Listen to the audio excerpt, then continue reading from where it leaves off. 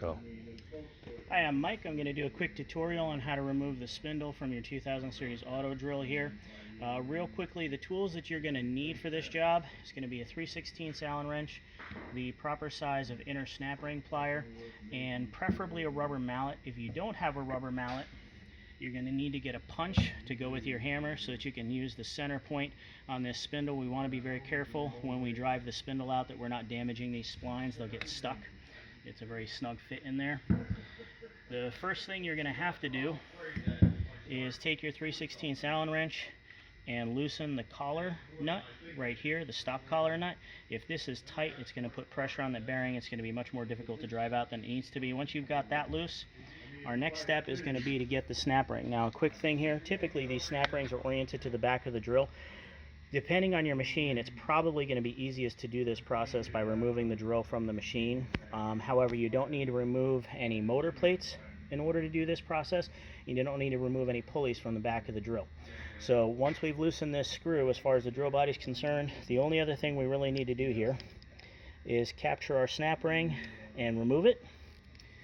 And if you have an ER20 chuck, you'll be able to remove the snap ring and the wave washers from the spindle without removing your nut. However, we do recommend you remove your tooling just for safety purposes and things like that. Once I've got it at this point, if I've got a Z housing, I'm going to remove the cover. If I've got a U housing, I'm going to remove the plastic belt guard.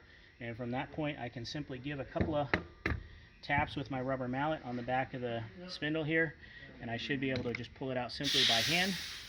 And then when you're going to put your new spindle in, first of all, I would recommend not having the collet in place, but we do want to have our collet nut in place, unless you have, and you want that nut really threaded well on there.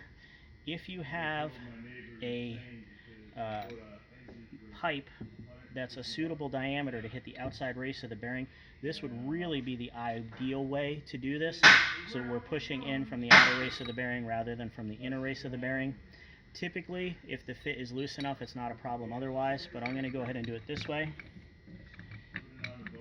And we're just going to align those splines, slide it in by hand, and in this case I probably could push it in all the way by hand, but if it was a snug fit, I'd go ahead and get my pipe, drive the outer race in until it sits flat past the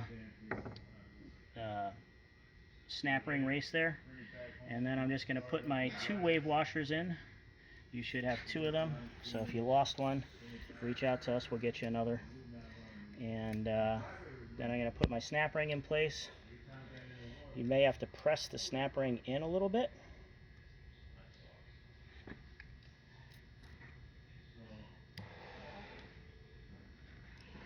Because those wave washers are giving us a little bit of tension.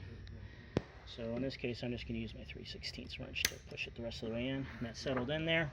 Now, once again, like I was saying, if you don't have a pipe of the right diameter or something else suitable to drive the outside race, I want to thread this collet nut all the way on and use my rubber mallet to tap it in. The disadvantage of doing this rather than having the outer race, first of all, you're putting pressure on that inner race that you don't necessarily want. Second of all, you've got the chance of knocking out the run out of the spindle, and we set that here at factory typically to be within 1.5 thousandths. So if you're whacking it with a mallet and you're not perfect with that, you might knock your run out a little bit.